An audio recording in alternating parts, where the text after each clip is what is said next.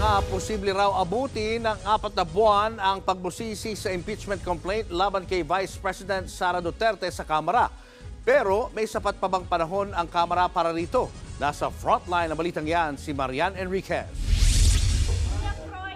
Matapos ihain ng ilang civic groups ang unang impeachment complaint laban kay Vice President Sara Duterte kahapon, susundan na rin daw ito ng isa pang impeachment complaint bukas na ihahain naman ng grupong Bagong Alyansang Makabayan o Bayan.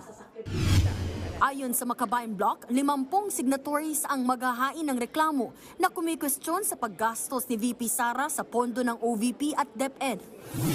So naupo siya, gumawa ng mali, kung hindi naman na dapat pang magtagal, edi dapat nang matanggal.